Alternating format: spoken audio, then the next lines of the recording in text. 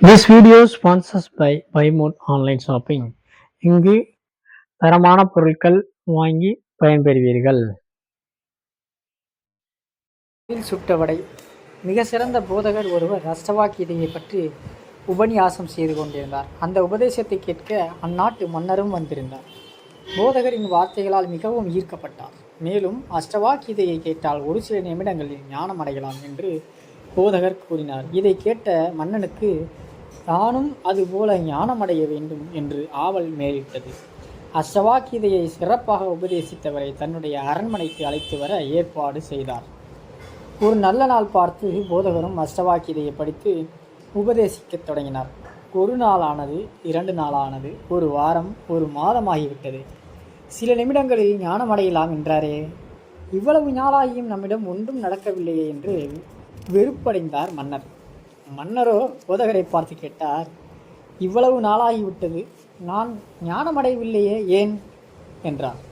அதற்கு போதகர் விடை சொல்ல தெரியாமல், இன்னும் சிறிது முயற்சி செய்து பார்க்கலாம் என்றார்.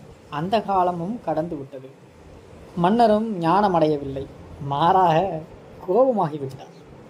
போதகரை பார்த்து கூறினார், நாளை நான் ஞானமடைய வேண்டும், இல்லை என்றால் நீங்கள் சிரசேதம் செய்யப்படுவீர்கள் என்றார். தலை துண்டிக்கப்படும் என்றவுடன் பயந்து போனார் போதகர். அப்படியே வீட்டுக்கு சென்று தனிமையில் புலம்பிக் கொண்டிருந்தார். அங்கு வந்த அவர் மனைவி, ஏன் தனியாக புலம்புகிறீர்கள், என்ன பிரச்சனை என்றாள். அதற்கு அவள், இவ்வளவு நாள் நடந்தவற்றை கூறி நாளைக்கு தனக்கு கெடு வைத்திருப்பதையும் தலை துண்டிக்கப்படும் என்பதையும் மனைவியிடம் கூறி புலம்பினார். என்ன செய்வதென்று தெரியாமல் இருந்தார். அவர் மேலும் சொன்னார், நான் ஞானி அல்ல, அஷ்டவாக்கியதை புத்தகத்தில் உள்ள கருத்தை எடுத்து விளக்கமாக சொல்ல தெரியும், வாக்குவாதம் செய்ய தெரியும், அந்த கருத்தை நன்றாக சொல்ல தெரியுமே ஒழிய மன்னரை ஞானமடைய வைக்க எனக்கு தகுதி இல்லை. ஆனால் மன்னரோ அஷ்டவாக்கியதையை கேட்டால் சில நிமிடங்களில் ஞானமடையலாம் என்று நீ சொன்னாய் அல்லவா, நாளை நான் ஞானமடைய வேண்டும், இல்லை என்றால் உன்னை சிரசேதம் செய்து விடுவேன் என்று கூறியுள்ளார். என்ன செய்வது என்று தெரியவில்லை, ஒரே பயமாகவும் குழப்பமாகவும் இருக்கிறது என்று போதகர் கூறினார். ஊரை விட்டே ஓடிவிடலாம் என்று தோன்றுகிறது, ஓடினாலும் அவர் என்னை கண்டுபிடித்து கொண்டு விடுவார் என்று புலம்பினார். நானோ ஞானமடையாதவன், புத்தகங்களை படித்து ஞானி போல பேசலாம், ஆனால் என்னால் மன்னரை ஞானமடைய வைக்க முடியாது என்றார். கவலையை விடுங்கள், இந்த பிரச்சனையை நான் வந்து தீர்த்து வைக்கிறேன் என்றார் போதகரின் மனைவி. நீ என்ன ஞானியா தீர்த்து வைப்பதற்கு என்றார் போதகர். அதற்கு அவரது மனைவி, ஏதோ என்னால் முடிந்ததை செய்கிறேன் என்றார். மறுநாள் மனைவியுடன் அரண்மனைக்கு சென்றார் போதகர். இன்று வகுப்பை என் மனைவி எடுப்பாள் என்று மன்னரிடம் கூறினார். மன்னர் வியப்படைந்து கூறினார், உங்கள் மனைவிதான் உங்களுக்கு குரு என்று முன்னரே கூறியிருந்தால் நான் அவரிடம் உபதேசம் பெற்றிருப்பேனே என்றார்.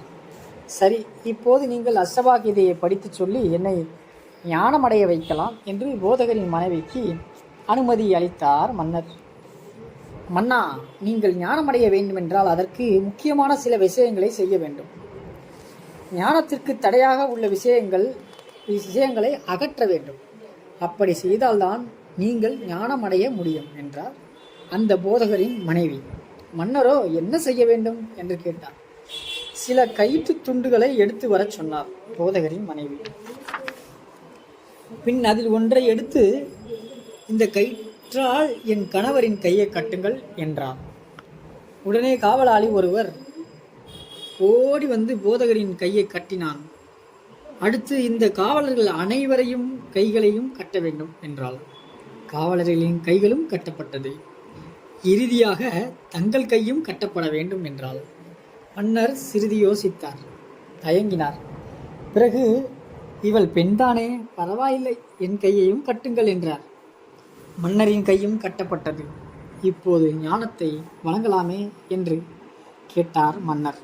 கண்டிப்பாக என்று கூறினார் அந்த பெண்மணி.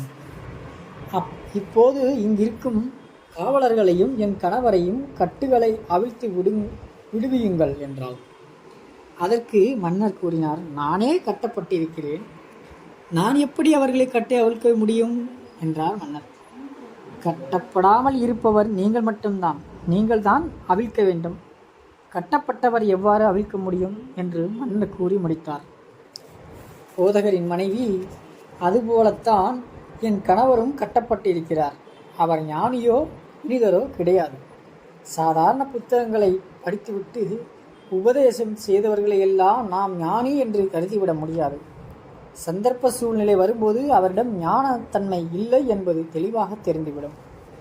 தாங்கள் ஞானமடைய வேண்டும் என்றால் ஏற்கனவே கட்டுகள் அவிழ்ந்து சுதந்திரமடைந்த ஞானமடைந்த குருவிடம் சென்றே இந்த உபதேசத்தை பெற வேண்டுமே ஒழிய இது மாதிரி உபன்யாசம் போதனை செய்பவர்களிடம் ஞானம் கிடைக்காது.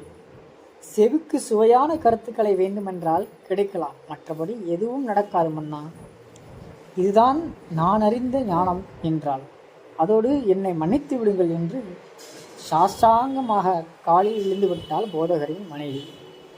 பின் அனைவரின் கட்டுக்களையும் அவிழ்த்துவிட செய்து தான் தெளிவடைந்து விட்டதாகவும் இவ்வளவு நாளும் தன் செவிக்கு உபதேசம் செய்தமைக்கு நன்றி கூறி, நான் ஞானம் அடையாவிட்டாலும் ஞானத்தின் மீது எனக்கு ஒரு ஆர்வத்தை உண்டாக்கிவிட்டீர்கள் என்று பரிசுகளை வழங்கி கணவன் மனைவி அனுப்பி வைத்தார். தன் கட்டுக்களை அவிழ்த்த ஒருவரே பிறரது கட்டுக்களை அவிழ்க்க இயலும்.